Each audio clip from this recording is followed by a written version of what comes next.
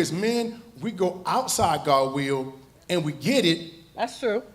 Then when we deal with the consequences of it, then we want to blame the black woman and say, oh, you're the problem, then I'm going to go over here and see what she can do for me. That's what a lot of men do. We do that. But if we let God take true lead and we allow the will of God for our life, then we'll be fine. And some of us, just being transparent, we don't want to be truthful, but I can be honest. We walk outside of God's will with who we want. But like I said, I can say it because God told me, and I can be real about it. God told me who I wanted wasn't for me. And he told me, say, you suffer the consequences behind it. So do I want the consequences or I want peace? When I come home, I want to have peace. When I walk through that door, I want her to, hey, baby, how you doing? Come and give me some sugar, baby. That's what I want. Right. Yeah. That's what I want. So we got to get to the reality of it. We don't want to put Christ into it sometimes, but we got to have Christ into it. If we want that peace, it only going to come from God. It comes from him. So we cannot just sit here and select our own individual. We got to let God do the selecting because it's his will. He know who is for us. We don't know. Like we talked about earlier, where you go grab things. Because you, the way her body look, the way she smell. Yeah, you think that, but when you, like the man said, when you really get into it, you find out it's not what you really want. It's not what you really think it really is. So I believe that anything we do, we got to put God in it. And we're passing the mic because we're getting, go ahead. So we're still talking about pivoting from this and talking about the interracial, well, right now talk about our black men. You know, and I can say that because a lot of us have it in our family. I mean, and not that we're racist and we don't want to portray that, but this is a question that came up. And again, if we're being transparent, we do see it a lot, particularly in and around our athletes. Go ahead, microphone. So Shakina already said, don't go left. But I'm gonna just keep it real with you. On the athlete side, the average man that gets some money, they want something different. But like why can't we share the money with them? Let me finish. It's like buying a car. And it's a trend too. This ain't just started. It's a trend when black men get money. They want something different. And they want something that's submissive outside of what everybody else in here saying. Every time that man got money, that woman willing to do anything and everything that he wants. That's what it is about. It's not about the black woman, so say. It's a trend that's been going on for years when a black man get money. You know what I'm saying? It's just like you want to go buy a car, shoes. They want something different. And they want an exotic woman. Well, just upgrade. Don't get nothing different. Just upgrade. To upgrade your black woman for another. Go from, I mean, because it's that whole piece. What I'm hearing though, it's just out there in the atmosphere that we are the aggressor. And I don't think, and some women may be, but don't lump us all together. I do. I know how our sisters, I know how we can be, right? But a lot of that too, guys, comes to the type of relationship that you're in. I mean, I think we have to overcompensate for some of these men that you know, for what they do. Come on, let's be real. Who got the mic? Okay, go ahead. I'm just saying. I guess my 2 cents. I believe it really depends on the person making the choice. Come on.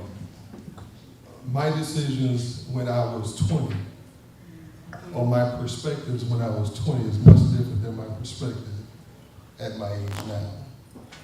And truth be told, I really don't think it's about race or color. It's really based upon personal experiences or past experiences and the various characteristics that you are attracted to, right? Again, 20 years old is much different than who I am now. So the flavors that I was attracted to or the things that I liked when I was 20, I might not like now. Because experience has taught me to like the characteristics that are good to me. And so I really think for a lot of our young athletes, it's where their perspectives are. and the things that they're attracted to. Now, it's like the shiny marble.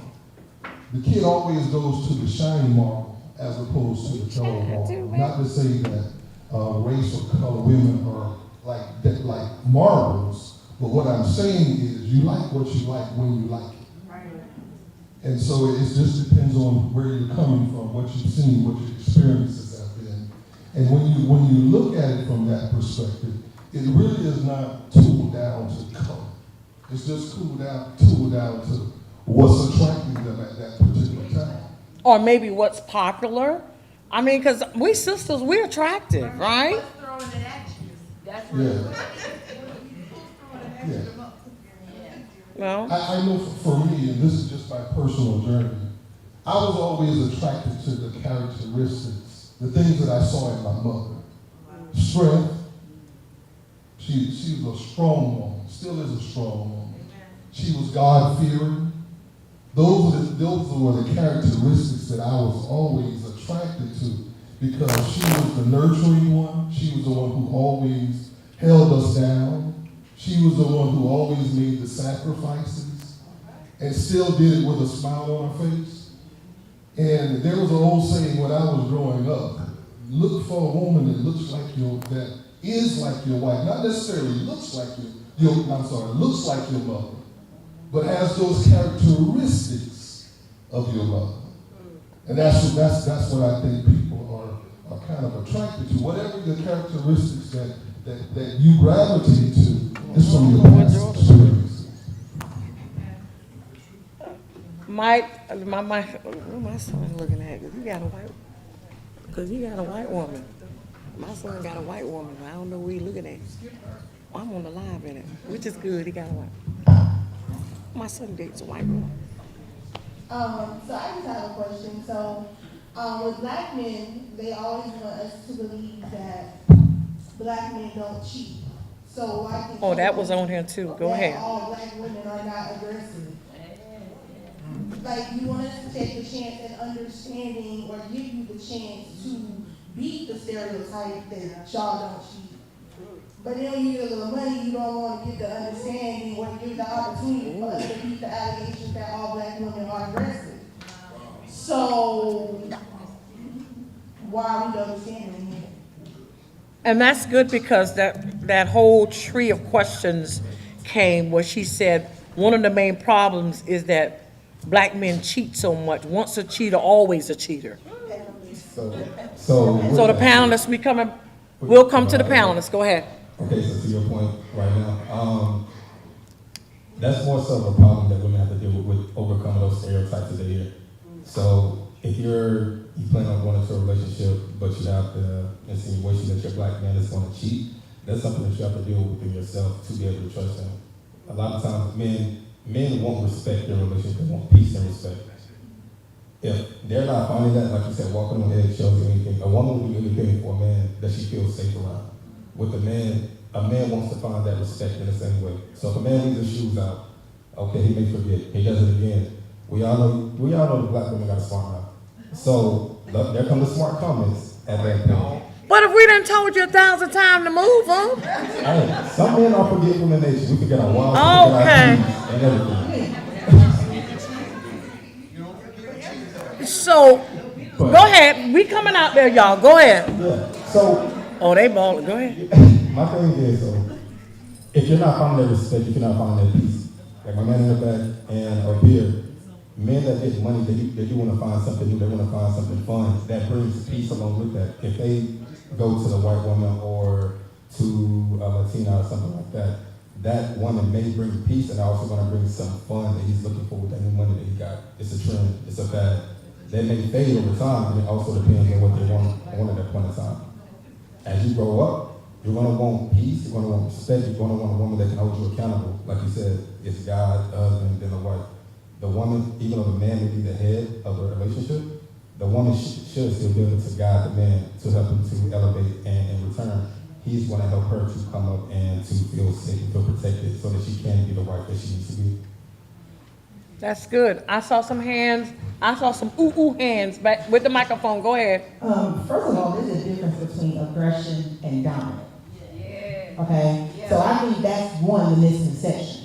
Because I'm dominant doesn't mean I'm aggressive. That's know true. I am. I have a dominant personality. Me too.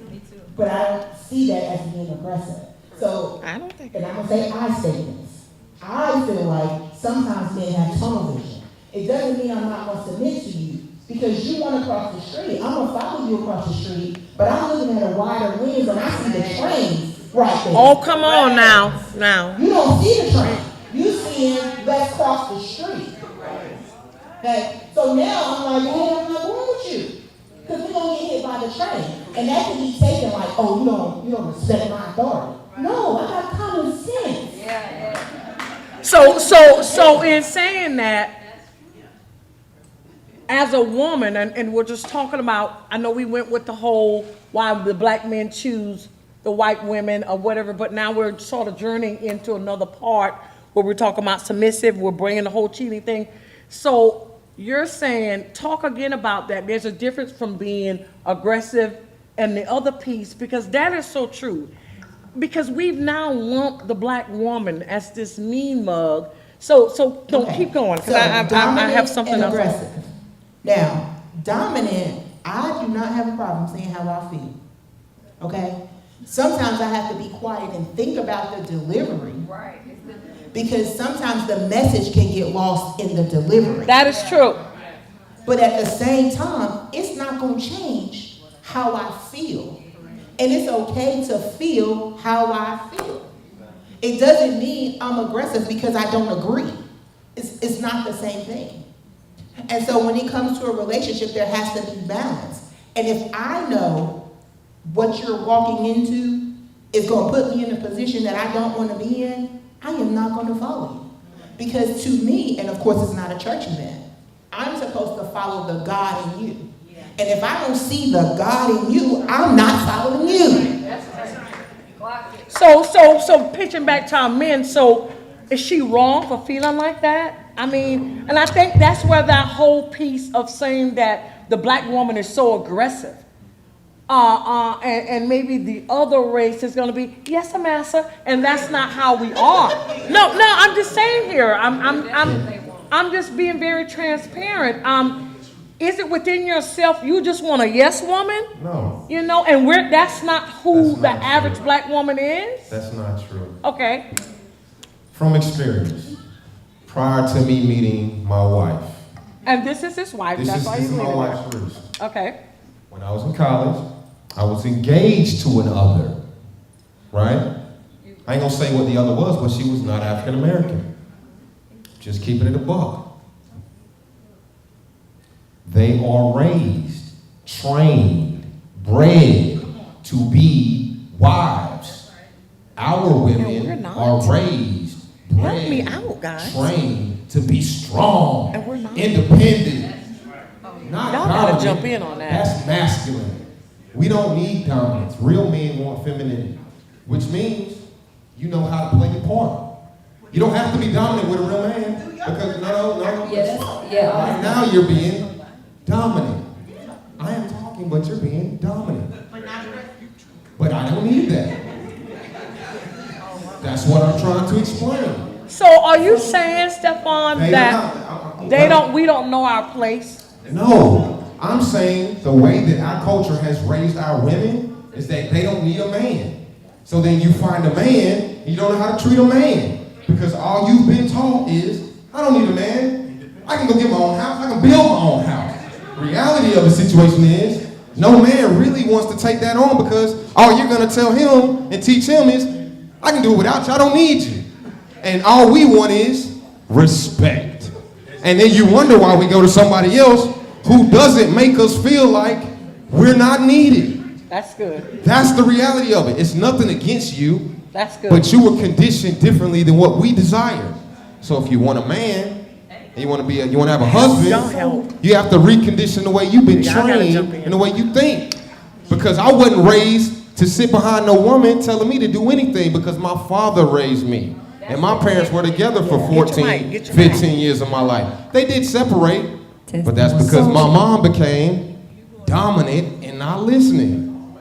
I think, ahead. Coming to the panel. We're gonna come back out there and we're gonna get a business segment too. So We're coming to the panel. I definitely hear the different contexts in the room, and I agree and disagree. Speaking as a alpha female.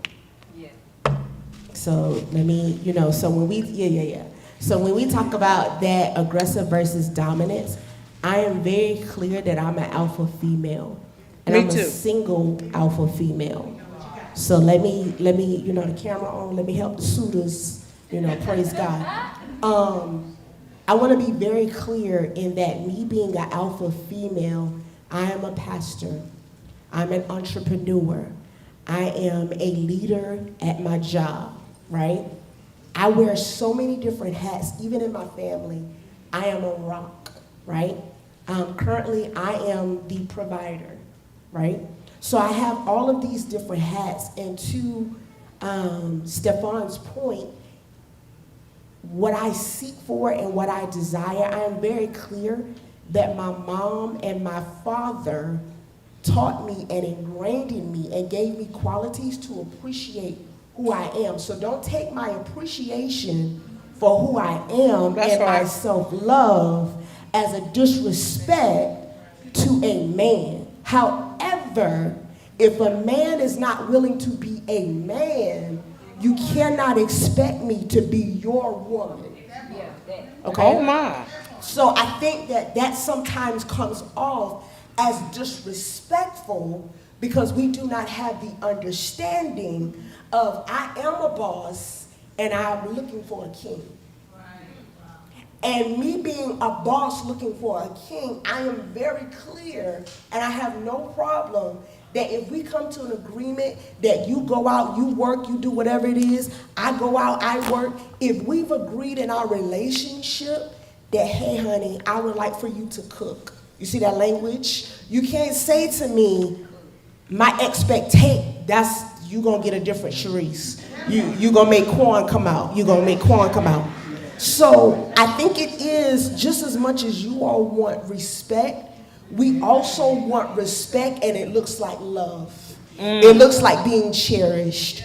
It looks like being adored, right? So we say this in this church: feed what you want to live and starve what you want to die. So I think what we are missing here, the ingredient that we're missing, and I know it's not church, but if we take it back to Genesis, right? I think the ingredient that we are missing here is that if the man's responsibility, because we're talking about God, man, and the wife, if we look, the man's responsibility is to go to God, get your cup filled. Once your cup is filled, you now have to turn around and pour the... Yeah. And so when you pour it into your woman, you then become a cultivator and a gardener, so that way the fruit you desire to see, it'll be produced. It'll be there. But if you're starving it because you don't know, you're and trying we're not to... mad. Oh, go ahead. If you're sitting here cultivating a cherry, but you don't realize you put an apple in the ground, that's your fault. That's not my fault. And you're going to get a coconut. Okay? That's not my fault. That's not my fault that you don't know how to speak my love language. That I am, because then you miss courting me because you were trying to date me and take me to bed, but did not understand my value. So that's your fault, right? And I'm not saying you still. We're not beating you up and we're not angry. I'm just saying for the group. So I think this imbalance, right, of aggression is recognizing that some of us in the room are alpha females. And yes, some of us come with a bitterness and a resentment because we have trauma either from our father or either from the man that came and said that he would love us, but he was the very one that did not protect us. Oh my. So you got to understand what you're dealing with when you approach a woman. And again, if you feed it, whatever you feed it, that's what you're going to get out of it. Get out of it. Go ahead, Kiera. And then we're going to go to a business segment. This is good. Go. I mean, my God. I was just going to say, I think you made a point about like women being strong or being cultivated to be strong or. And that's beautiful, by the way. There's nothing wrong. Absolutely. I wasn't going to take away from it. What I was actually going to say is it literally goes back to the man again, because he is not showing his daughter or sons what it is to be a good father, right? Because it's in African-American families, a lot of them are not two-parent households. And so they don't know what to look for because daddy wasn't there. So now when they get into a relationship, now they're having mommy issues or daddy issues in their relationship. So now they're trying to date whoever they're with, and from a perspective of that's my, I want them to love me, so because my parents didn't love me, or because my mama didn't love me. So it's really about a lot of trauma bonding, getting in relationships that has nothing to do, like you trauma bonded, this is not really your person, but because you're in this space of your life and they're stroking some part of your ego or some part of something that you like, then you wind up into that. But all that in a nutshell really just boils down to, we don't know how to communicate. Oh, now that's good. Like, I think relationships, that's good. We don't know how to communicate and say how we feel. My mom used to say it all the time. It's not what you say, it's how you say it. And so because we don't know how to effectively communicate, it misinterprets everything that's happening, where you can tell me, I would, just like she said, it's just a way that you talk to me that would make me submit to you or be submissive, or, or vice versa for male or female. That's, you know what I'm saying? It's a way that we talk to them. Like, babe, you think you can get my car washed? Like, or just, my car pretty dirty, what you want to do? Like, and you can do it in a playful way, you know what I'm saying? But it's just how we talk to each other, which creates that negative response. But we do have a lot of alpha females because we're single and we have to take care of ourselves. So now we're having to dumb ourselves down to be in a relationship to possibly you take care of us or possibly you not. Last thing I want to say, and I'm letting it go. A lot of times men want you to give them 100%, but in reality, if you check out and lead a day, I need a little 10% just in case I got to bounce back. All right, I'm on. That's all I'm saying. We can't give you 100% because we need a little 10% just in case you leave us. Because we put our all into somebody and then you break our heart, and then what we supposed to do? We don't got nothing, and we done depended on you for everything. And not be able to start over because we've given all of ourselves in a place of submission, because let's submit to our husband, blah, blah, blah, blah. And so the panel, do we have any response? He's looking, Terrell looking like, look, I don't have nothing to say. Right, he do. Yeah, so going back to everyone's point with dealing with the alpha woman, it's okay to be an alpha woman. Don't get me wrong. It's okay to be an alpha woman. But at the same time, don't come into a relationship screaming that you're so independent, you don't need a man, versus being self-sufficient. Come into that, you got your own job, you got your own place, you can provide for yourself. But don't discredit the man for being a man and doing what he needs to do to protect you and to provide for you. So it's like finding that balance. Right. I can do for myself, but baby, I still need you. Type thing. So yes. A man wants to feel like a man, and a man has to also be secure in himself to understand that if he has an alpha woman, that it's going to be times where she doesn't need him to do things. So he has to be secure in himself to say, okay, well, I can put some energy back into myself because you got it right now. Good. So what we're gonna do now? Let's give ourselves a round of applause. Oh, we have some. Go ahead. Come on. Okay. So let's talk about it. So let's go back to the original question of why do our black brothers choose other women when they're successful? I think it said predominantly our athletes, right? First and foremost, we got to look at the actual percentage of those type of marriages. Is this what we just want to pinpoint, or we gonna really talk about it? Because there are broke black men with others. there are broke black That's women true. with others. I can think of a couple right now that I've seen in Orangeburg County that have been together. I've seen it's a Mexican man and an African American woman, and they have struggled together. So I don't think it's all about the race of the relationship. I think it was like, I want to say, Mr. Daniels was speaking. It's about the person themselves and where they are and what they're going after. Doesn't matter what color they are. We just like to pinpoint that simply because it's easy. It's easier for me to start pointing fingers than to fix me. So what I'm about to say is going to sound a little contradictory to the women that are in the room. I'm sorry, but we got to talk about it. Because this is one thing that we don't. As the young man here was saying, how we are raised are sometimes different. Men do want that softness, that peace. They want somebody that's supporting them and that's pushing them. But we as African American women a lot of times are built to survive, not be wives. So we're going to be strong. Oh, that's so good. And then what we also forget is, like this young man said, the Bible does say the man that findeth the wife findeth a good thing. Are you a wife, sis? Or are you just still out here trying to be independent? So if we don't fix us, we can't. I feel like I can relate to having to be that boss chick. I'm a single mother and I have a little boy. So softness in my house ain't possible. If anybody's met my little man, you already know what I'm talking about. That's so right. when I have to tell him I'm gonna punch you in your chest, I mean that from my chest. You know what I'm saying? But at the same time, I have to disagree slightly with the young lady on the stage because submission can start at day one if that's who you are.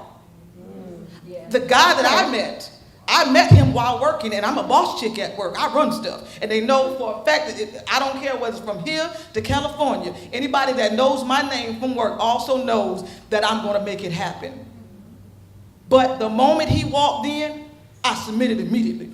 So much it scared me. Oh my God. He said something and I moved, and I was like, wait a minute. You ain't my boss. Like, you ain't the boss of me.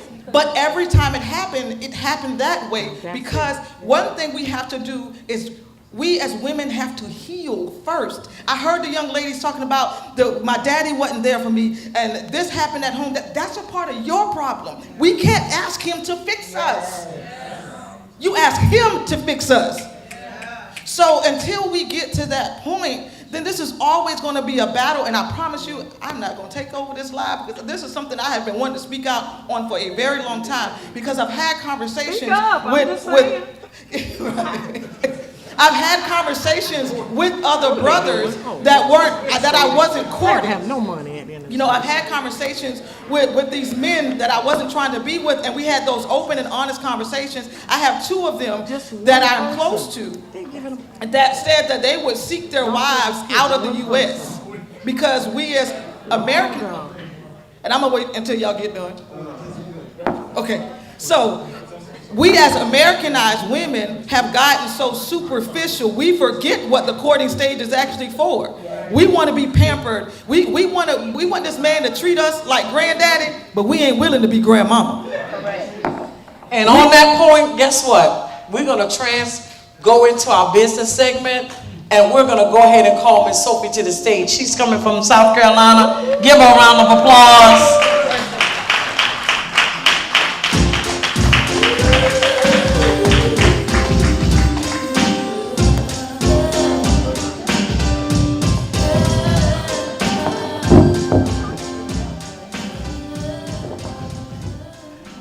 And so we're coming today. Tell us a little bit about your business, Sophia. I see that you are the CEO of Helping Hearts Outreach. Talk about that. Okay, so now we got to switch gears and let me get off my soapbox. So yes, I am the founder and CEO of Helping Hearts Outreach. We are a nonprofit organization based in Orangeburg, South Carolina, servicing all of the state of South Carolina. Our focus is job preparedness, hands-on work experience, and literacy of all forms. So not just your basic reading skills, but financial literacy, computer literacy, and even things such as mental health or health awareness. So what inspired you to do what you do? Okay, so first let me put it out there that this is not my work. This is God's work. He just allowed me to put my name on it, right? So it's like a bottle of water. I'm the bottle, it's his water. So it goes beyond just being a passion of helping people, but it's a ministry for me. So My inspiration came from growing up, and we didn't always have the best of things. We didn't always have a lot, but the one thing that our home never lacked was love. And I remember being in that 2-bedroom block house and my mama fixing dinner on Sunday for 6 of us in the house. But then people still followed us home. And that meal for 6 turned into a meal of 16. Yes. And nobody lacked anything. And that grew up with me. And then life happened, right? And I hit rock bottom. I found myself expecting, unemployed, and alone. And I didn't know where to go. I went to the government and they told me, ma'am, we can't help you until you have your child. And I'm like, well, ma'am, once I have my child, I won't need the help. I need the help now. And they wouldn't give it to me. So I found myself broken and feeling like I no longer needed to be here. But I remembered that I had this little boy that was growing inside of me that I couldn't fold. So you did this while you were expecting? No. This is the basis of it. I needed Helping Hearts while I was expecting. And because it wasn't there, once God brought me out of what I was dealing with, I realized that everybody doesn't have the resilience. Everybody doesn't have the strong foundation to push through. So I wanted to bridge that gap. So Helping Hearts was born because of that desire to help those that can't help themselves. Oh, wow. So you guys are you just local there in South Carolina or just all the Carolinas? Okay, so we just started last year in November. So right now we are localized to South Carolina, but we are also a 501c3 organization, so I can go anywhere. So I tell people all the time, if I get a call to go elsewhere, we're going because we're going to where the people need the help. Wow, and so do you just actually just reach out in the community? Do people come and donate stuff to your business? Or how would you do, how would we help you, help your organization? So right now we do go out into the community a lot. We are definitely in the trenches trying to go to where the people need the help the most. So if somebody wanted to give to that right now, there are items that we could use because I also sit on the board of directors for the homeless shelter in Orangeburg County as well. So wow, give a round of applause for that. Thank you. So with that being said, there are items that, because with Helping Hearts, we are not just trying to reinvent the wheel. So we also partner with plenty of organizations. So any type of donation, if it's monetary, that goes to building and paying for programs that we are out here trying to do the transportation, stipends for our volunteers. If there's type of materialistic gifts that we either can use for Helping Hearts or we'll pass it on to another organization that can use it. So any type of support, and even if it's just helping us get the word out that we're here, we exist, getting that exposure so people know there is another avenue and a resource to get to help. So where do you see your business in the next 5 years? Like what are some goals that you guys have within what you do, like the next 5 years? Where do you see your business? In the next 5 years, my desire is to be in 5 states. To actually have to actually have a location in 5 states in 5 years. That is the goal because the help goes beyond Orangeburg County. But we won't get preachy, but the Bible tells us that charity begins at home. So I wanted to start where I needed the help. That's good. And then branch out. Awesome, awesome. So we need to reach you to be able to help you. Do you have your personal information you want to share with the audience and those of us live? Let us know. Yes. So you can reach us online at www.helpingheartsoutreach.com. My email is the same, sophia@helpingheartsoutreach.com. You can also find us on Facebook and LinkedIn under the same name, Helping Hearts Outreach. Don't confuse it with Helping Hands. It is Helping Hearts Outreach, and there's a reason for the Helping Hearts versus Helping Hands, because I feel like if you don't have a heart for the people, then we can't use your hands.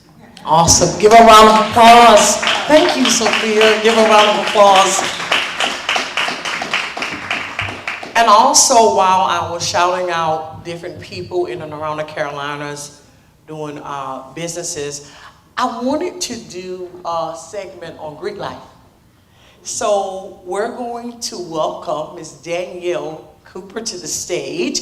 She's representing the Deltas on today. Give a round of applause.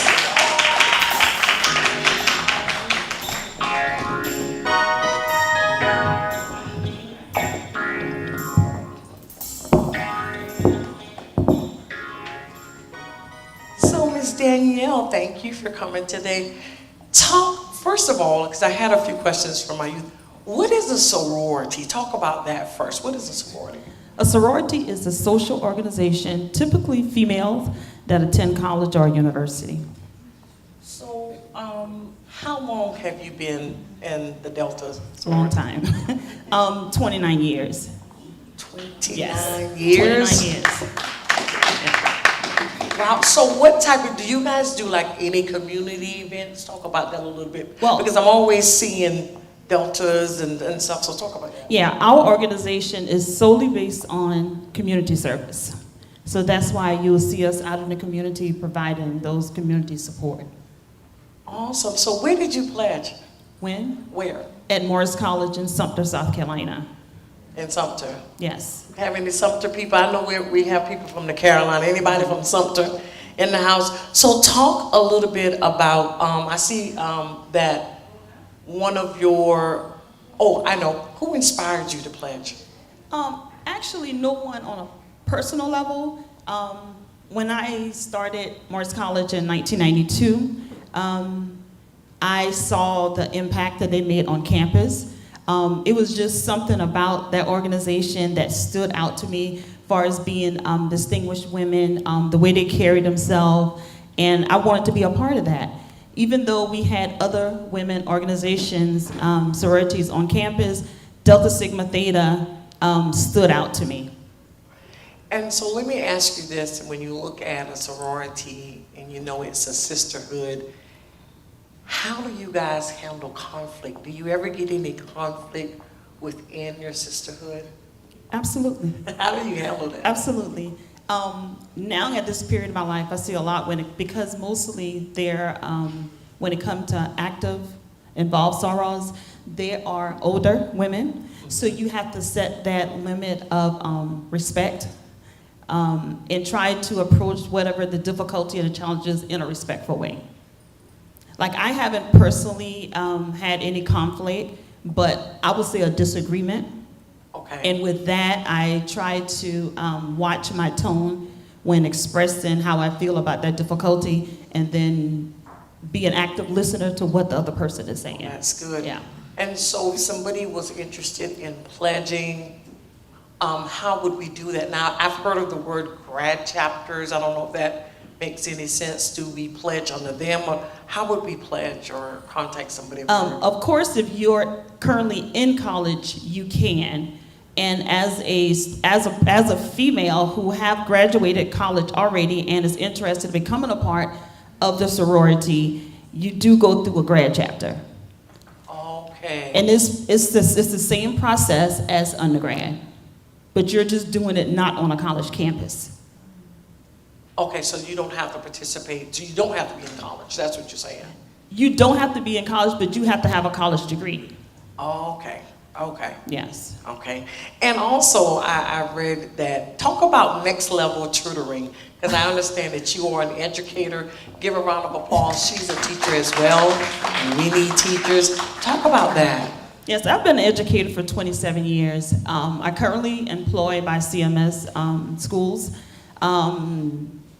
I've taught any age level from pre-K to 3rd grade, and currently teaching kindergarten this upcoming school year. You have a lot of patience. Oh, wow. Yes. And I wanted to extend my knowledge and experience out, and I saw the need in the excessive or the extended help for students, especially the ones that have difficulties reading. Even as a 3rd grader, they can't read.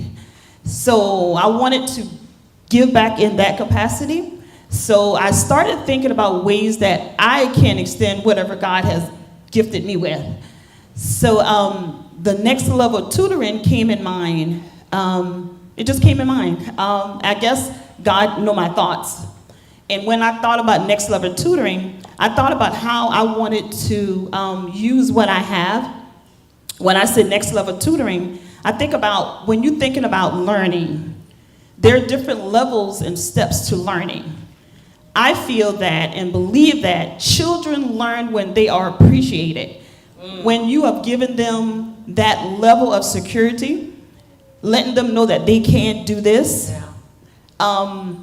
I started this business last year, It was a thought, didn't put it out. Then I had a parent approach me about tutoring their child. And that's how I got started. So as of July 1, I've had my business for 1 year. Awesome, awesome. And I currently tutor 2 students at this time. So that takes me to my next question. So if somebody was interested in contacting you to possibly help them to tutor, how would they do that? You can find me on Facebook on Next Level Tutoring, and also you can contact me directly. Awesome. Let's give a round of applause. Ms. Danielle Cooper. And while we're doing the Grief Life segment, I'm going to call an AKA to the stage. Come on, Miss Shakina Murphy. Come on up. Because my panel, they're on a break, I guess. So. And they're okay, because I had them up here all morning. And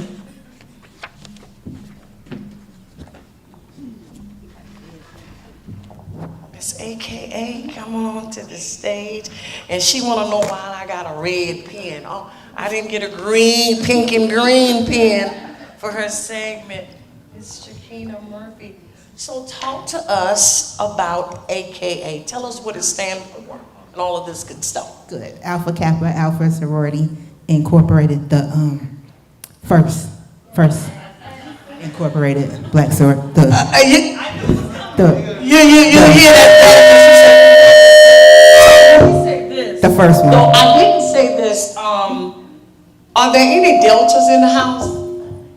There any deltas? No deltas? Are there any AKAs in the house? Oh, okay. He's up. Oh, okay. I was just asking. Did I say it was the first? I said that already. You did. Okay. You did. You said that. So who inspired you to pledge? Talk about that a little bit. I guess really in 8th grade, and my brother could attest to this. My aunt was actually my 8th grade math teacher, and she was an AKA. And I really looked up to her, but I never thought like sorority situation. But I knew from then I wanted to be just like her. So where did you pledge? So I pledged at Shaw University in the fall of 1998. I actually had my first daughter in May of 1998. So I didn't think I was going to go back to school to finish, but my grandmother wasn't even having that at all. She was like, okay, you had a baby, and. So they sort of pushed you. It wasn't a push. I didn't have a choice. You didn't have a choice. It was, okay, you did that, that's on you, but you're gonna finish what you started. So I went back to school, and I'm still an introvert, even though y'all don't think I am. Now, I did see that here, and I was like, I'm gonna have to highlight and ask her if she don't have the personality of an introvert. So Well, you can ask my husband, like I will stay home, like I don't have to go anywhere. I really am an introvert. I know how to turn it on and turn it off. So I wasn't really involved with a lot of stuff. I played softball, and once I got pregnant, of course I had to stop, and I was just really to myself. I went home at 6 months pregnant to tell my parents at 6 months.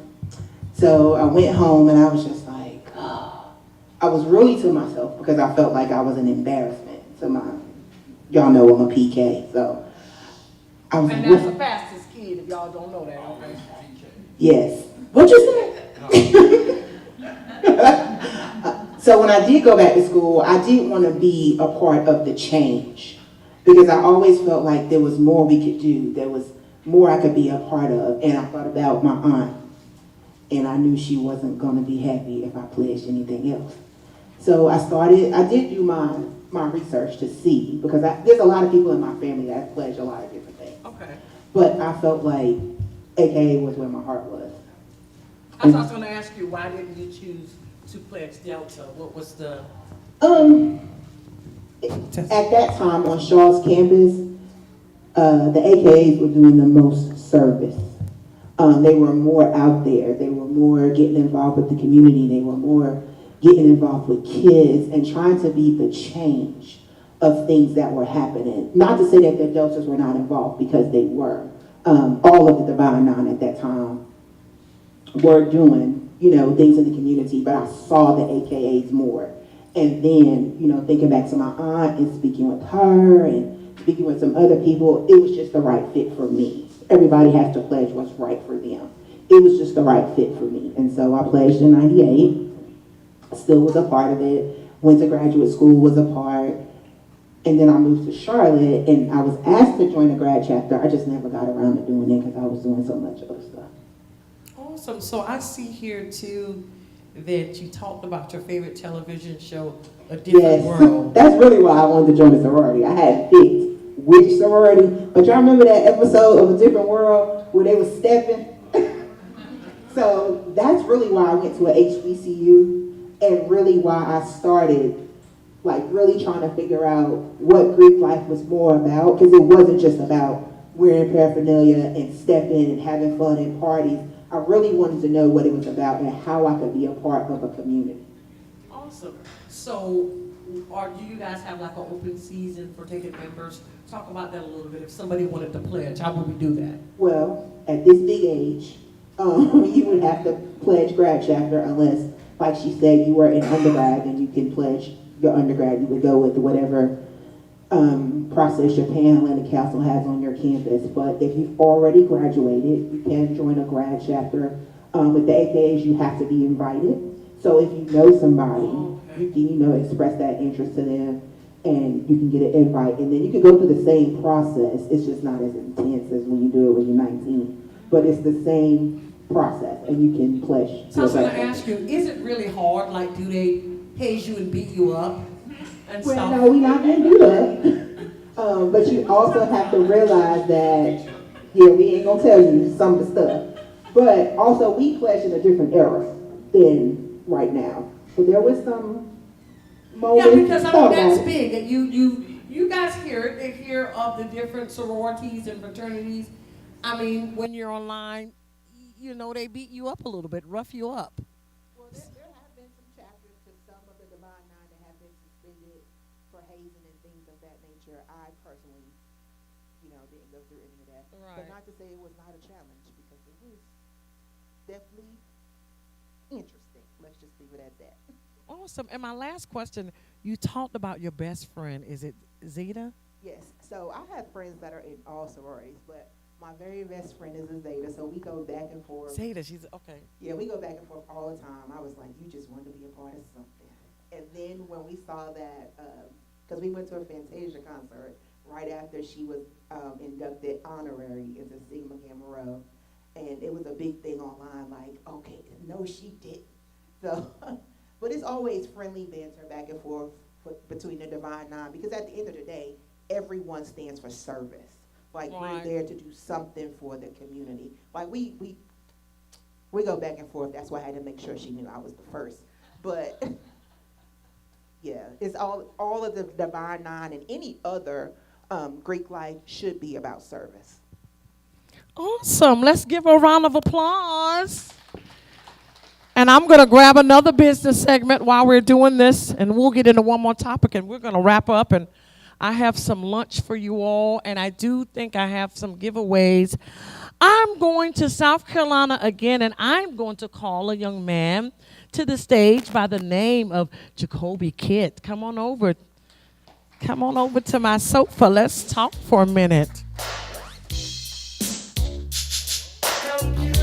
I have nothing to do with that DJ is doing back there. He looking at you like, okay, what you trying to do to me? So, Jacoby, thank you for joining me on Speak Up. And again, I'm highlighting some of our entrepreneurs in the community and wanted to talk to you today. So tell us the name of your business. It's Willie Kitten Sons, LLC. And you guys are out of Orangeburg, South Carolina? Yes, ma'am. So how long have you been in business? I've currently been in business now for 7.5 years. So talk about, I know I've seen you guys out on Facebook Live. Talk about what you do, your team, and talk about some of the challenges you guys face too, because I'm always talking about challenges, because I know a lot of business owners, when you're out there, there are a lot of people to do what you do, right? All depends on the different markets that you in and the competition. So talk about that a little bit. Well, our services are we do demolition, land clearing, tree services on a commercial scale now. We was doing residential, but we have now, God have allowed us to really move up and open doors into the commercial field now, to where now we're working with a lot of general contractors. And a lot of challenges that we face is two main things. Is one of them is pay. You know, a lot of customers we deal with, they really don't understand the dynamics of what we do and how we got to go in and put proposals together. You know, and there's really a lot to it, so it has to be done. Another main thing is also you got so much competition. You know, there's out there, and especially me being a black minority business, you know, I face a lot of challenges because of my race. And Also, you get people who would maybe see you in the on Facebook, don't see the color of your skin, but they'll see your business out there. But when they discover that you're African American, they don't do business with you. Right, yes. A lot of them is like that. Even sometimes, all they see is your name. Right. But they won't see you until you hit that job site. And I can speak on one right about now. We just helped out on a project in Orangeburg at Robbie Howard Middle School. And all they knew was the name of the company, but they never saw me. Wow. So when I got on site and they saw who I was, everything changed. Everything changed, and a lot of work that I had to do out of there, they went and undercut me and took work from me. You know, but I didn't get up. You know, I did got a little upset, and I was just like, God, you got to do it. You have to do it, because me personally, the change, I would have been done something, but the change that God made in me, I just went and I prayed about it, and you know, I just left it to God. But that's what we really face out there, because a lot, just being transparent, they don't want us out there. They really don't want us out there, and especially me being a young black guy, they don't want to see us come up. But I'm sure that this makes you drive harder. Oh yeah, it pushes me even harder.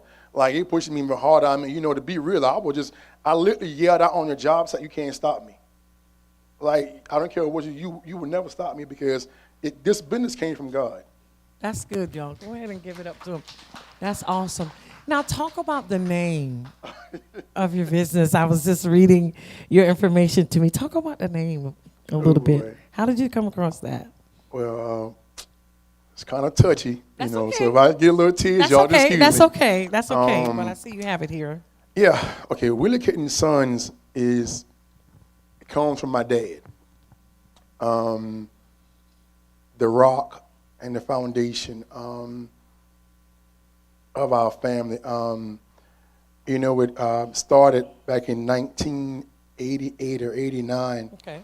When Mom and Dad brought us me and Shane, these Tonka trucks and Tonka bulldozers, and we was outside, we were playing up in the dirt, and Shane was like, I'm gonna own my own trucking company. And I'm like, well, yeah, I'm gonna do the construction side and demolition and so forth and so on. And that's where it started from, and we never stopped. We push and we push and we push. And you know, even with Dad, you know, we didn't have any equipment back then. But I remember when people called Dad to come out and do things, we literally, and I can remember the place, I can go to that spot right now to this day. Dad took me and Shane one Saturday morning out there with sludge hammers, and we had to tear down a single wire mobile home with sludge hammers. Wow. And I remember no big equipment. No excavator, no bulldozer. I'm talking about sludge hammers. We out there, you know, you see I'm a little dark, but you know, we just sweating away, but it brought that bond together with us, you know, with father and son. And I could never, people even ask me that question now, why is it Willie Kitten Sons? And I tell them, because without God and my daddy, it will never be a me. Oh, that's so special. I can never take credit for something that I didn't originate. My dad did, and even my mom, uncle, had owned his own construction business in Orangeburg. And even on the weekends at a young age, we would be out there every Saturday cleaning bricks, knocking the mortar off the brick. So it was already in the family. It was already there since I was like 5 or 6 years old. It was already there. Wow. And he would be so proud of you, right?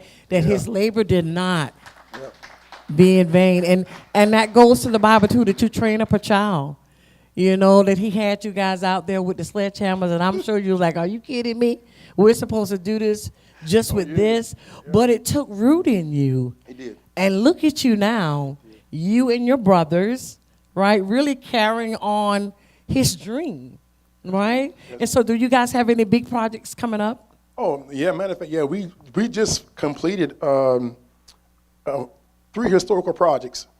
One in Orangeburg, or 2 in Orangeburg, the railroad corner in Orangeburg, where they're doing a new development for the Cecil Williams Civil Rights Museum, and a 7-story unit for State and Claflin housing unit, and also Howard Middle School. And we just finished in Johnson this past week on a historic job down there. We just demolished a 120-year-old hardware store down there in Johnson. And so we got another big one coming up, 2 big ones coming up. We're just waiting for things to finish the process on that. So if somebody wanted to reach out to you, how do we get in contact with you? Because, you know, most of business, I tell people, is word of mouth. And when you do good work in the community, somebody's going to tell somebody else about you. So how do we contact you? I know you're on Facebook. If we have a job for you to do, or we know somebody that knows somebody else. Yeah, you can contact me. Got 2 pages. One of them is Jacoby Lavelle Kit, and the second one is Willie Kit & Sons LLC. And I'm also on TikTok as Demo King 84 as well. And also I have a QR code as well, so you can also get with us on that side as well too. Awesome. Give him a round of applause. I love it. And so what I'm going to do, because I know we're vowing for time as well, I have one more person that I want to bring to the stage. My panel is coming back. And I know if they could get lunch ready, tell them if they don't have it ready to go ahead and put it out to get it ready. I want to bring this young lady up to the stage here. Danielle Brown, come on. Give her a round of applause as she comes. No clouds in my stones. Let it rain. I hydroplane in the bank coming down like a Dow Jones. When the clouds come, we go. Miss Brown, I think we call her Danny. I got that from Shakina. Coming to us from Close Knit Family Services. Talk about that. Tell us what you do. Yes, ma'am. So my name is Danielle Brown. I'm the founder, executive director at Close Knit Family Services, where we house homeless first-time moms in the Charlotte area. And we also help individuals get back on their feet that are experiencing homelessness if they're in CMS schools. So you said homeless first-time mom. So that's just the only population that you guys service? So for our transitional house, we have first-time moms between the ages of 18 and 30 that is pregnant and or who just gave birth or have a child between newborn and 4 years old. So that's the population that we have for our transitional home. But if they are experiencing homelessness and they're looking for a second chance landlord, second chance apartment complex, we work with families to make sure that they can get back into housing, so for permanent housing. That is awesome. And so, but you're only doing it here in and around the Charlotte area. Are you guys just local or? Yes, ma'am. So our transitional house is in Charlotte, North Carolina. However, for permanent housing, we can go all the way to Greensboro and Raleigh. Oh, that is awesome. So we partner with landlords that have properties in Gastonia, Greensboro, Raleigh, Charlotte, Mount Holly, Huntersville, Matthews, in that area. A little bit of Concord too. What inspired you to do this? I mean, that's a big responsibility. What inspired you to do what you do? So when I went to grad school, we had to do an internship. And they asked us, first they set us up, because they said, what population you do not want to work with? And we had to do a paper. And I said, I would not work with the homeless population. Because growing up in New Jersey, the stigma of homelessness is someone sitting on a corner asking for money. That's dirty, that's sleeping in the building, or things like that. So I wasn't knowledgeable of the population. So then they made us go to they made us do an internship with the population we did not want to work with. So wow. I started at the shelter, And then I learned that homelessness is not that. It could be a divorce. That's right. It could be substance abuse. It could be domestic violence. It could be loss of wages. It could be a variety of things that anyone can face. And I tell a lot of people all the time, most of us are 1 or 2 paychecks away and some savings from being in a hardship. Now that is true. Y'all can clap on that. That's, wow. So how do you guys, if I just know somebody who would need your services, how would we contact you? So we have a website, and on our website is 2 tabs. The tab 1 is for the transitional house, where it says Close-Knit Family Services Housing Program. That's for a young person who just needs to get their life together, have nowhere to go, excuse me, and they can apply for the program on that tab. But then if it's another family who's looking for permanent housing, they can go to Housing Displacement Services, and then they will complete the excuse me, they will complete the form on that end. Awesome, awesome. So let me ask you this. Who would you give credit to? I asked you earlier about who inspired you. I know you think, I think your dad is here with you. Yes, and my mom. And your mom. Dad and mom wave at us. Oh, there he is. But, oh, there she is. And what I love about what you do, I met you on the side of another event we had where you came in and you ministered through dance. And so I'm going to go transition to that a little bit. Talk about that. And she's going to dance for us here shortly. She's going to minister. But talk about that a little bit. So on the other side, I have a mime and praise dance ministry called Heavenly Flow. We help young people that are at risk to have something positive to do. This world is crazy, and it's just a lot going on. So my parents always instilled in us, I never understood this sentence. You guys will never know how much you are loved, or how much, what was it? You'll never understand what we're saying to you guys until you get on your own. Or until you see someone else in the shoes that you think you want to be in.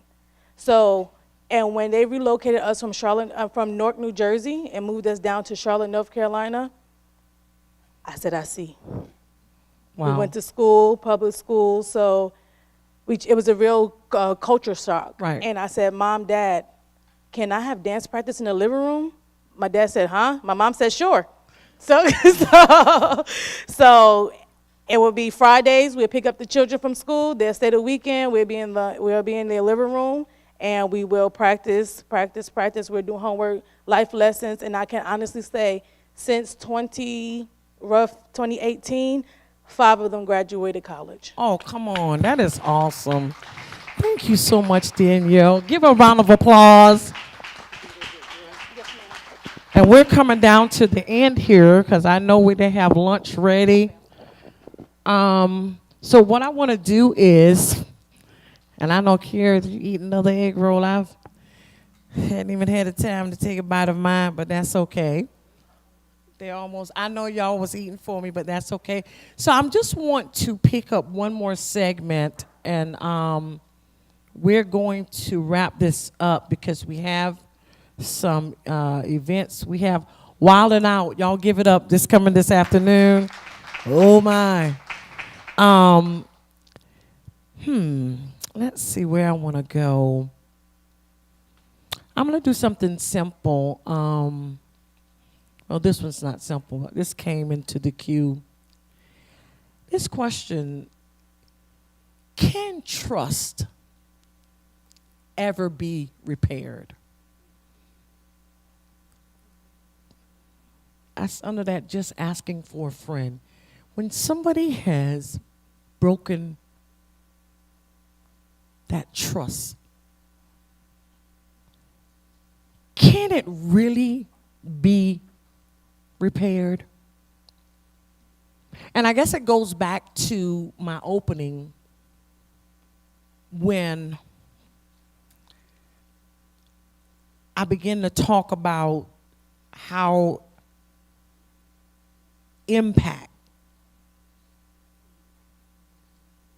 Our intentions versus impact. But this question this comes up a lot in the queue. Can you really repair trust? How long are you going to work on? A lot of people say we're working on it, building it. But can it ever be repaired? Or are you just wasting time? And I want you to think about that for a minute. Because if I had to journey over to the whole relationship side, and that's, I have it on the just asking for a friend under the relationship side too. If I got to have, you got to share your location with me. I got to call you 100 times when you leave the house. You can't talk to the opposite sex. I mean, come on, y'all. Y'all feeling me. What are we doing? Trust. You broke it, but can we really repair it? I'm going to come to the panel for a minute. Help me out here. Because my people that submitted this, they're watching. Can we really repair this? I mean, and it gets in a relationship. I love you, but I don't like you.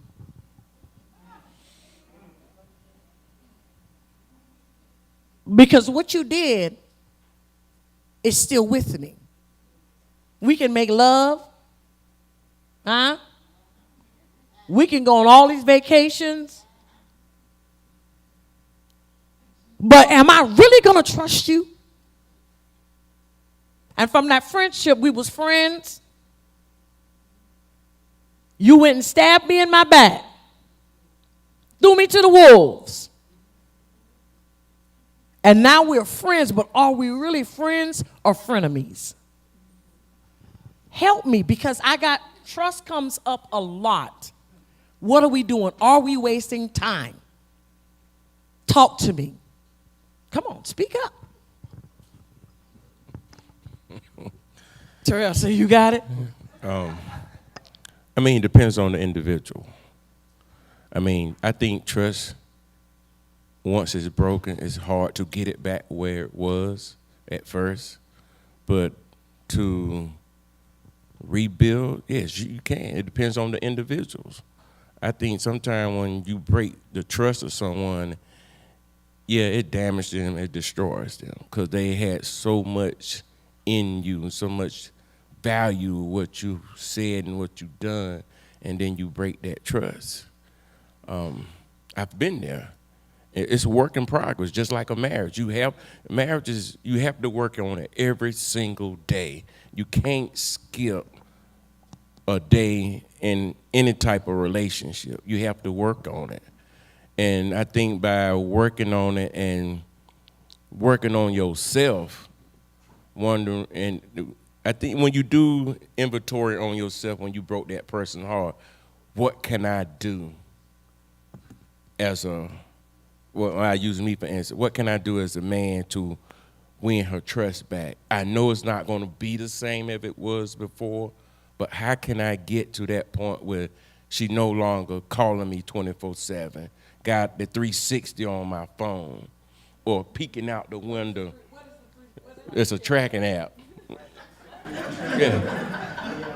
Oh, and see, that's what I'm saying. When we got to do all that, how does that make you feel if somebody got to track you? But see, speaking from experience, it didn't bother me because I know why those things are happening, because I stepped out the wheel on that person. Okay. That's why I say it can be repaired, but not to where it was before. You know, as men, we have to understand, she didn't make you go do it. We always make excuses where she wasn't giving me this at home, I wasn't getting this, so I stepped out. That's an excuse. And then they tell us we're aggressive. Yeah. But go ahead. But like we said before, all women are aggressive, not just the black women. We're going back there, forgive me. But when we were sitting out here, it hurt my feelings to see, and we kept talking about the black woman is aggressive. We have to understand it ain't just black women. You got some white women who will tear your head all to pieces too. They kill their husbands. A sister gonna leave him. I'm just saying now. You might have one sister who might kill him, but then you got some that say, you know what, I'm done with her. I'm not gonna go through this. So get that out your head that it's just black women are aggressive. We got other women that are aggressive. And getting back to the trust, to me, it's the individual person. You know you was wrong for breaking that person's heart. You have to find a way in your heart, ask God to, look, I made a mistake. That's the first thing I think a person, when you break someone's trust, you go to God and ask God, forgive me. Especially if you say you, keeping it real, you say you saved, sanctified, filled with the Holy Ghost.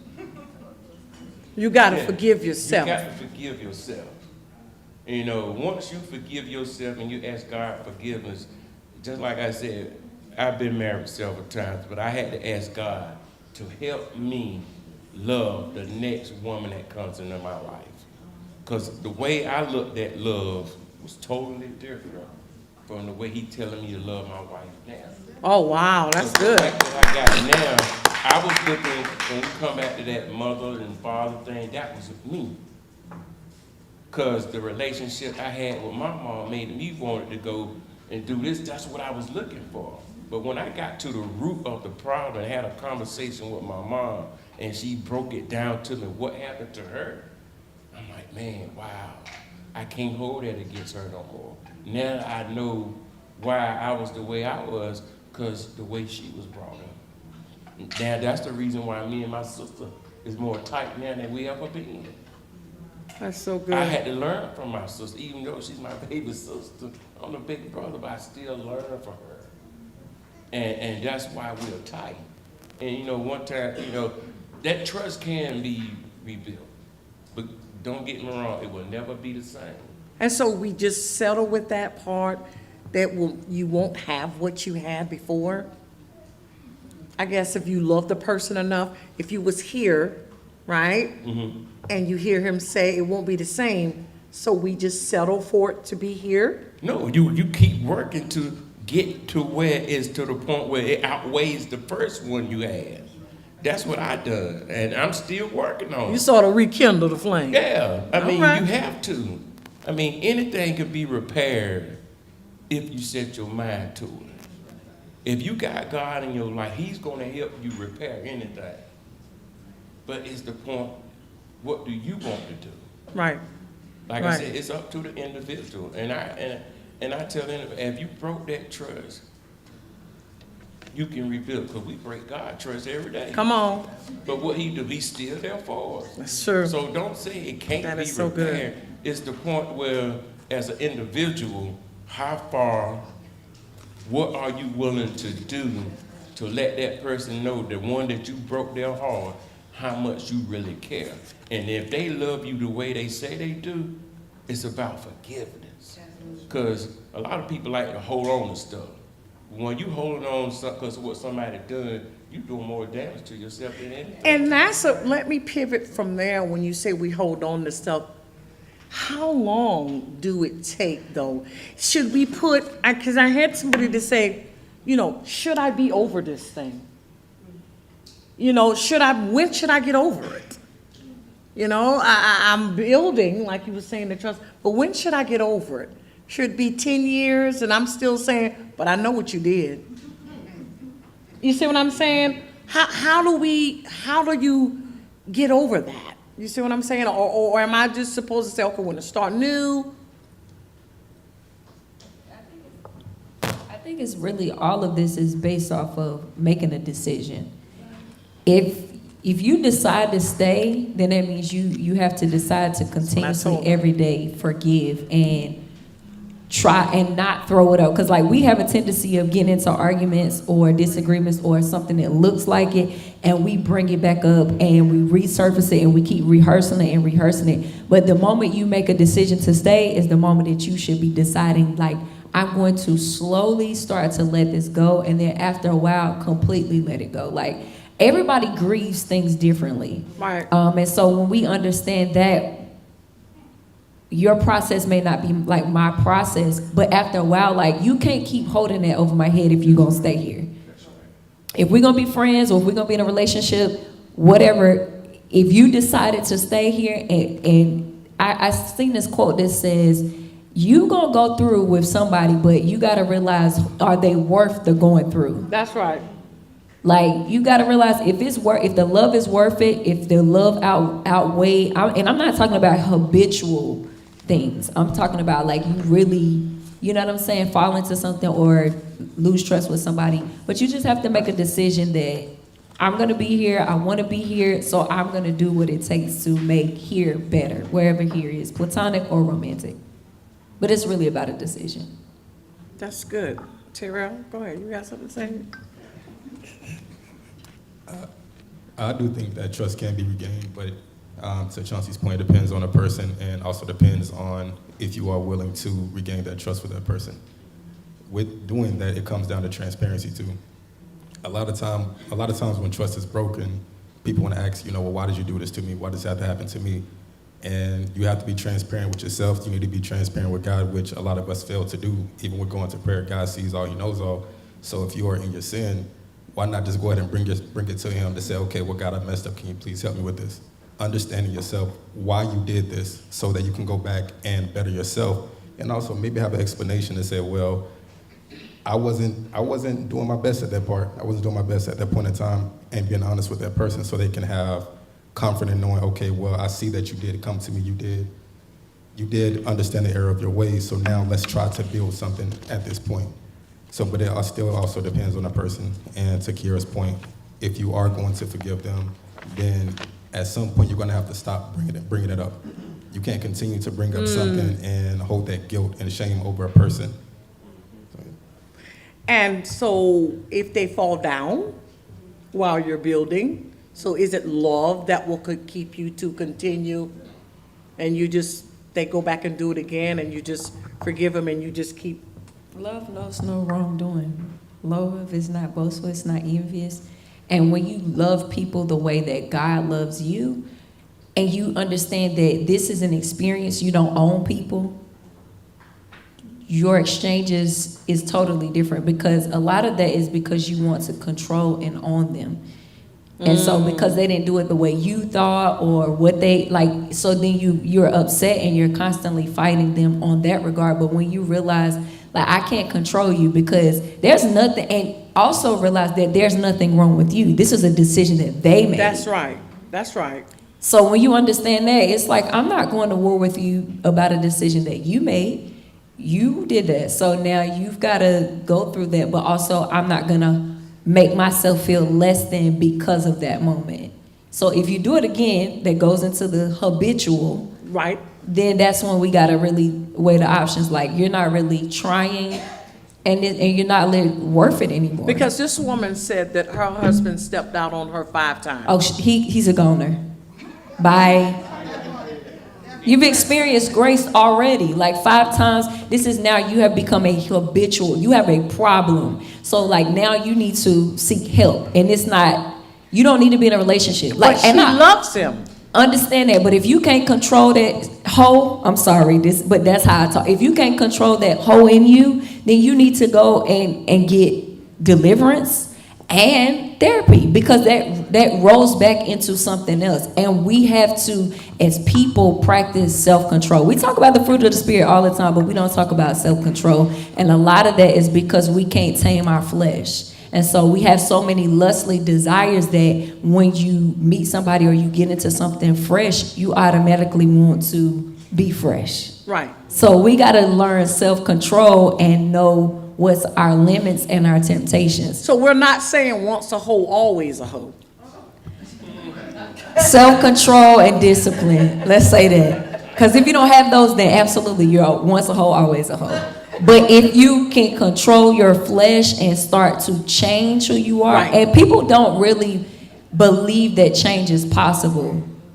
Some people don't really change. They just take a break and then change partners of who they've been doing it with. But when you really start to be like, no, I'm making a mess of not just my life, but innocent bystanders too. Like, it's possible to change, but you gotta want it for yourself.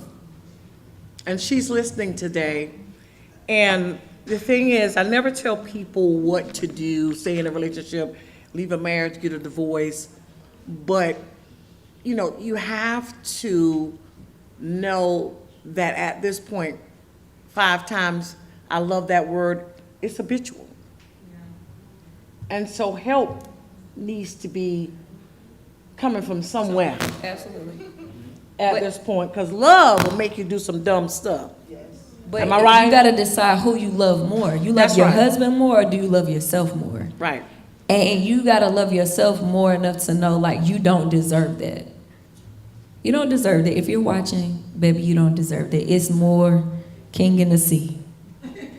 And I think the other part of that is that you as the person have to understand that your love cannot buy somebody's loyalty. That's right. And I think once you get to that point that you understand, hey, my love or your behavior has nothing to do with me. It's two separate things. And so therefore, as much as I love you unconditionally, I don't have to, we need to set boundaries even in this relationship. We need to set boundaries in, hey, I love myself to know who I am, my self-worth, and I need to understand what it is that and how I want to be loved. And once you understand how you want to be loved, then you can sort of kind of discern what behaviors feed into that, what behaviors take away from that, and then to the point of you then make a decision. Now, can trust be rebuilt to repair that? I think you have to step back a layer and say, is this love? What's at the foundation here? And then once you inspect the foundation, then you can sort of kind of say, okay, hey, this is what needs to be corrected because here's a crack and we've been dealing with this issue and this is a symptom, but we got to go ahead and we got to deal with this crack because if we keep building on top of this crack, no matter what we do, this crack is always going to be an issue. And at some point, the walls are going to come down. Doesn't matter what happens, it could be one thing. Doesn't have to necessarily continue to be that cheating and that behavior can stop. But if there's betrayal in another area, That's right. it's going to continue to hit this woman. That's right. And we have a hand up here in the audience, and then we're getting ready to hear from Danielle Brown and Dance Company, if they're ready, and we're going to wrap this up. Right here, microphone. Quick statement while they get her the microphone. I think what we need to push the agenda is before marriage and even while in marriage, therapy. Couples therapy, couples counseling, all of those things if you're looking to go into marriage. Because a lot of this stuff could be prevented if we know where you came from, what your relationship statuses have been, your history, all of those things. If you know that stuff up front, then you can spot it from a mile away. Right, and when you get in it, when you go through that therapy, when it come out, but you go into it, then you dealing with it because there are no surprises. Absolutely. I think trust is more than just relationship, you stepped out. You can break trust in a whole lot of different ways. And we have like today, we can say all the right things because we're not in the midst of it. But the truth is healing is a process. And your past, you might can say, if you're the one that broke the trust, you're like, okay, that's in the past, that's over. But your past is my present. And I'm right here in the present. And if you're doing things that look like your past, yeah, I believe in Jesus, but I'm looking at what I see. And I see that this is the pattern that got us in this place. So the person that has broke the trust, you don't have no reason to have an attitude because I feel like I feel. Because I'm reacting to your actions. And as you change, as we go forward, then I won't, every time you do something, I'm not being like, oh, that's what it used to be. Because right now, your past, what you've done outweighs what you're telling me. So at some point, your words don't mean anything. Oh, wow. You don't have to say anything because your words are not your words and what you did are not the same. And so until we get back on level playing field, I'm always going to look at you sideways. And I'm a realist, so I can say, okay, that looked like what you did last month. Even if it's not, that's where my mind is gonna go because I've been dealing with this. And even though you're saying, that was yesterday, that was the past, you're right, that was yesterday for you, but it's today for me. So that's where you have to have a little grace. I tell my kids at school every day you have to have a little grace. You have to have grace with me because I'm saying, hey, did you X, Y, Z? And I have to have grace with you that, okay, maybe they didn't do X, Y, Z. So that's when you have to have those real hard conversations. Yeah, that's good. Like, this is how I feel when you do this. And they say, well, this is how I feel when you accuse me of doing this. And we gotta meet in the middle until we can figure out that thing. Trust is not, I forgive you and we back on level playing field. No, I forgive you because God told me I have to forgive you. I have forgiven you. It's gonna take time for me to heal from it. No, I'm not still mad at you. No, I'm not. I've forgiven you, but I'm in the process of healing. And nobody gets to determine anybody else's healing process. There's no time limit. You might be over it in 2 days. It might take me 2 years. But that's me. That's my process. So you have to be committed to working on and being accountable, one, for your actions, and working together to say, okay, we're gonna try to work this out. There are gonna be things that's gonna remind you of what we've been through, but my actions are gonna show you, you don't have to worry about that anymore. And before you know it, you're not even gonna be having those same conversations because your actions have proven, oh, I ain't gotta worry about that. I don't gotta track your location. I ain't gotta call you. I ain't gotta ask you what you're doing. But in the beginning, if you wanted to rebuild this trust, you might as well get ready for it. Yeah, I got the 360 on your phone. Where you at? That's just the truth of the matter. 360. Because he got an Android. That's why he got 360. She's talking to But that's just where we are in the process. Let's just be real about it. That's how it happens. So with that being said, I'm being tracked. Oh my God. Sure are. Oh, this is good. This is good. Anybody else? Because we're getting ready to move on. Anything else from the panel?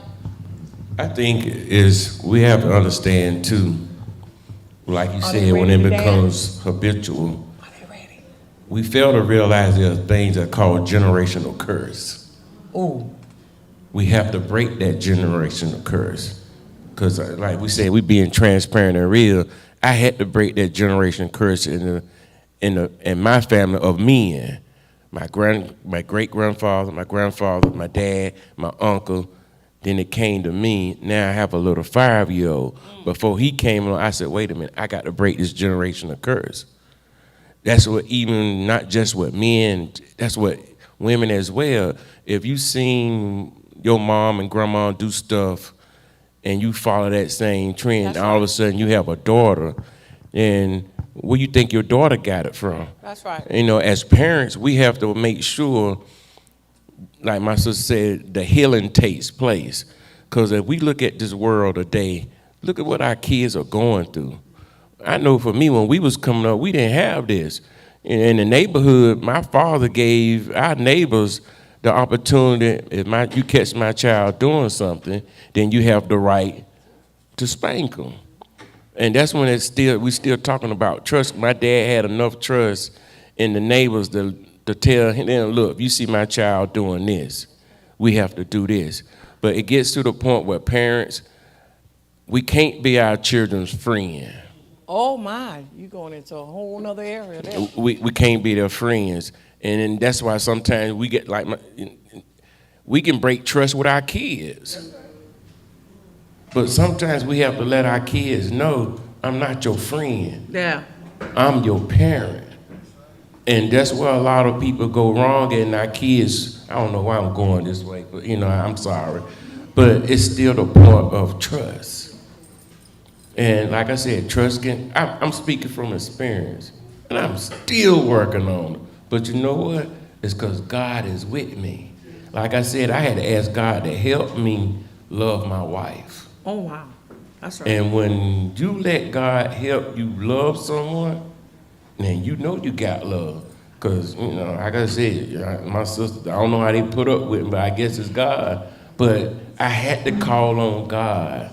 That is As good. men, don't be afraid to call on God for help. Or don't be afraid to ask another brother for help. It don't make us weak, it make us strong. Wow. And going back to what we were talking about the women, that's what they want. They want a strong man. Yes. And we have to show them that we love them.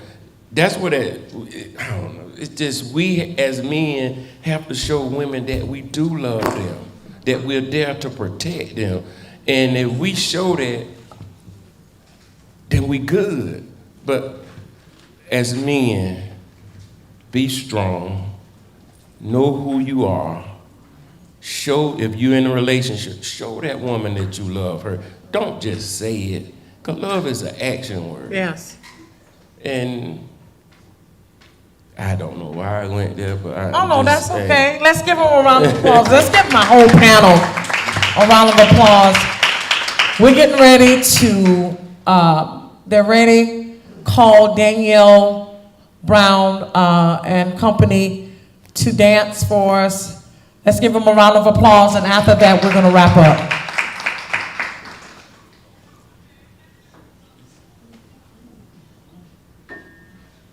Y'all can move those chairs around me.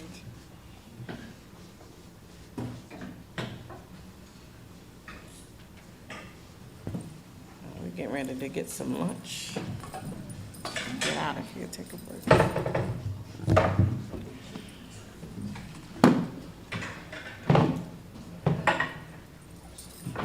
Tear up the stage.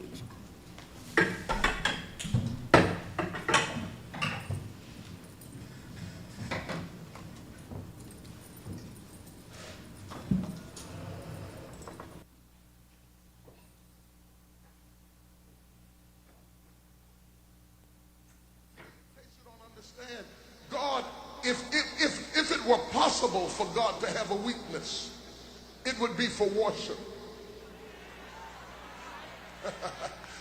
He loves a worshiper. The omniscient, all-seeing, all-knowing God said, I seek a worshiper. I'll look for a worshiper. You see, let me tell you, half of the things that pass for worship are not really worship in the church. Because if real worship hits the church, the musicians can't play, the ushers can't usher, the deacons can't be deacons. I mean, if real Holy Ghost worship hits the place, I'm not talking about that stuff you do because the camera's on you, but I'm talking about something that you do out of your belly, out of your heart, out of your spirit, because he brought you from a mighty long way, and you love him with all of your might. Let me explain the difference between praise and worship. Anybody can praise God. In fact, everybody ought to praise God.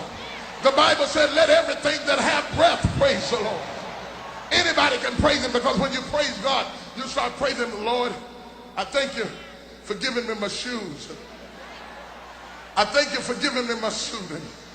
I thank you for how you gave me my job. I thank you for how you blessed me with this car. I thank you for how you brought me through college. And I thank you for how you're helping my career. All of that is praise. Praise thanks God for what he did. Let me show you the difference between praise and worship. The praise is thanking God for his shoes. The worshiper says, if I don't have no shoes, if I don't have no car, if I don't have any house, if I never get anything, I worship you for who you are. I worship you because you're God. You don't have to perform. You don't have to impress me. You don't have to play Santa Claus. But just because you're God, you mean so much to me. I'll tear up my face and cry. I'll mess up my makeup and cry. I'll shake down my hair and cry.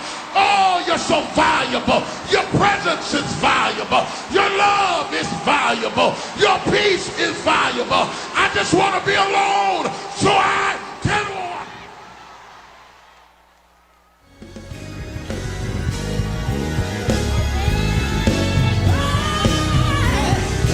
Waymaker,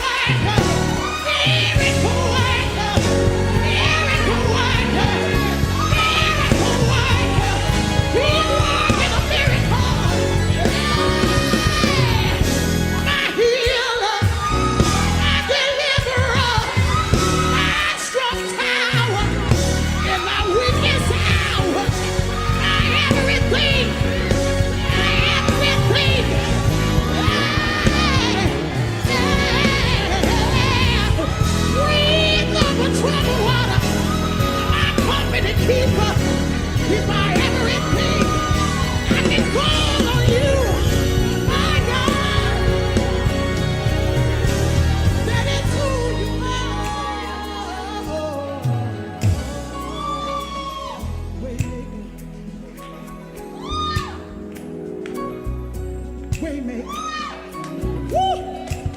Lord have mercy. Somebody ought to just say, I know him as a way maker. Every time I call on him, every time I need him, said you keep on making a way. Said you keep on making a way.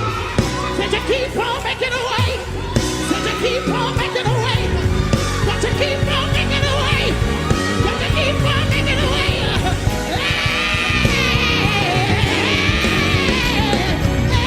But you keep on making a way. But you keep on making a way. But you keep on making a way. But you keep on making a way. I can trust you. I can depend on you. But you're gonna always come through for me.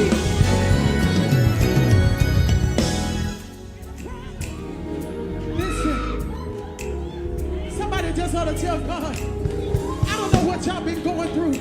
Some of y'all been going through some things this week. But God just sent us to remind you that he's a way maker, that he's a promise keeper. So whatever the Lord promised you, you just need to tell yourself it shall come to pass. Because he's that kind of God. He'll never walk out on me. He'll never walk out on you. You can always count on him. You can always count on him.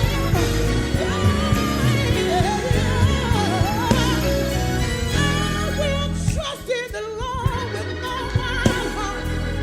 I will lean not unto my own understanding. In all of my ways acknowledge you, God, and you shall direct my path. The Lord is my shepherd, I shall not want. He may give me the lie down and shady green mountains. I can go.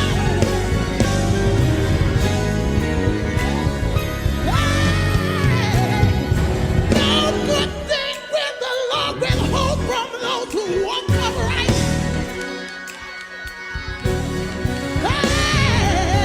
I'm just singing the word. Sometimes you just gotta, the Lord responds to his word.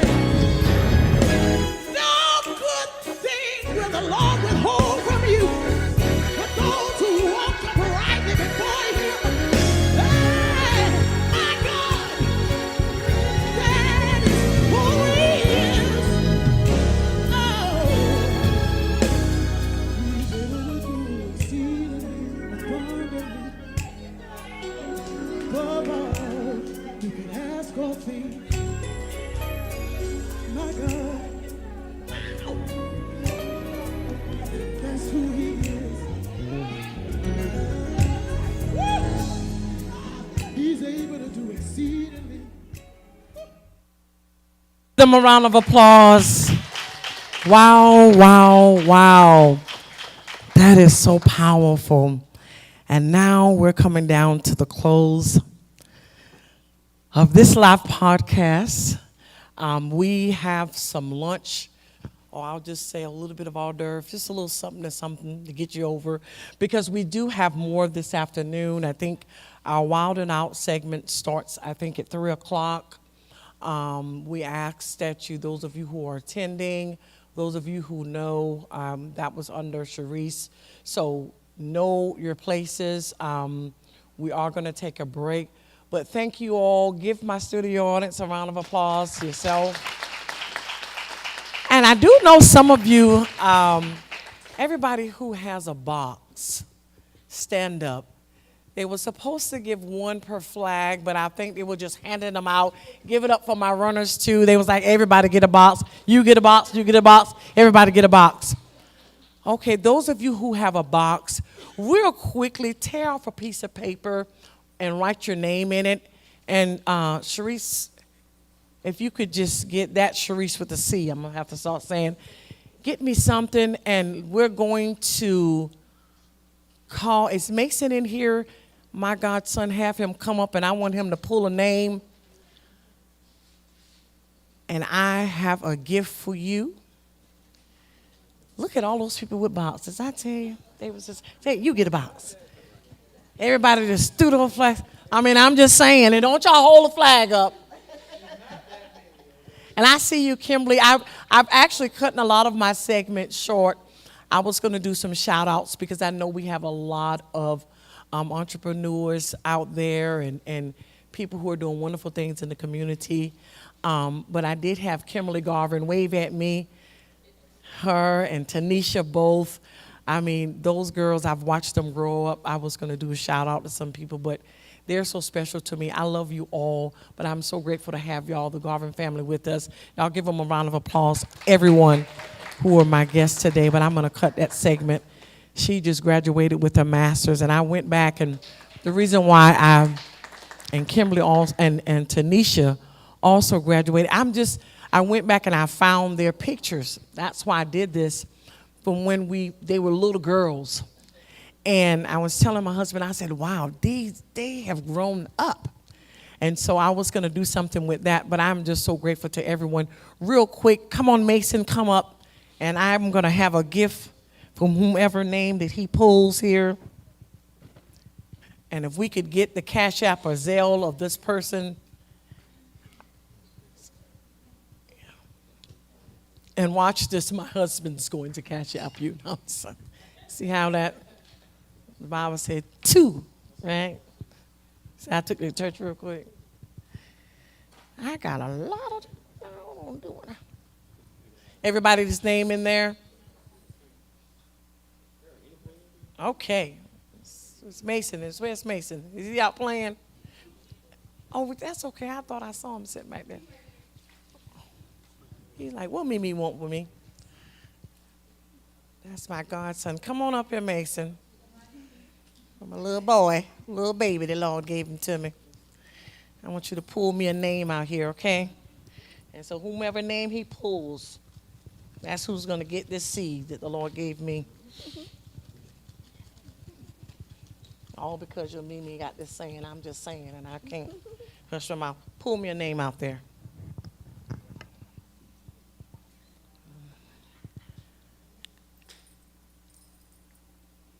Who is that?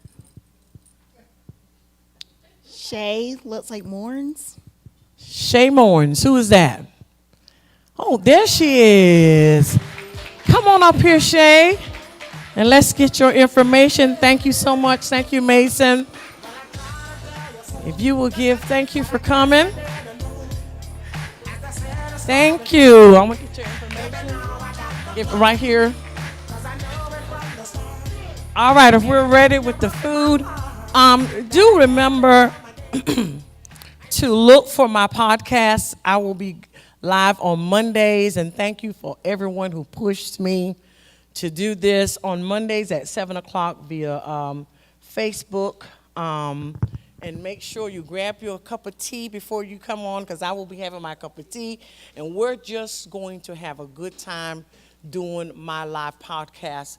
I'll be casting from my house, and it's just going to be good. It's something different. It's something new for me, but I'm so grateful that I'm finally being obedient. And again, thank you for everyone who encouraged me and continued to push me to do this, because I'm not a person who like to go live. I don't even know how to do it. So they've been coming to the house, setting things up. And I'm just going to talk, and I hope they'll be there to cut me off, but I know my husband will, because if I get to talking too much down there. But thank you so much for joining me today, and until next time, remember, you have a voice, right? Everybody stand. Are we ready for the food? Okay, she gonna miss an important part, so I knew I had to have my microphone ready. So, once again, can we give a hand clap for our hosts? This is a dream come true, amen. We thank God for what he's doing. As you saw, this was a free event. If you would like to partner, amen, or sow a seed, we do have a QR code once you exit. If you would like to continue to help amplify the voice and spread the message, amen, of this Speak Up podcast, we do ask that you scan the QR code, anything, any seed, whatever the Lord lays on your heart. We do appreciate it. And again, thank each and every one of you, amen, for coming. I'm going to turn it back over to the host so she can dismiss, because she was going to forget that important part. Amen. Thank you. I just want to thank everybody for coming. They're ready for us. Please, please, please give me feedback, because this helps me gather my material. I have a lot, believe it or not, my inbox, people saying, we want to say something, but that's not what this piece of it, some people couldn't make it, but I'm grateful for all of you. Thank y'all so much for safe travels. And if we're ready, Father, we thank you for everything that you've done. We thank you for everyone who are here on today, God, to support the podcast. We ask that you give them safe traveling mercies. We ask that you continue to bless everyone, God. Bless the panel in a special way. We thank you. In Jesus' name we pray. Amen. Thank you, guys. Until we meet again.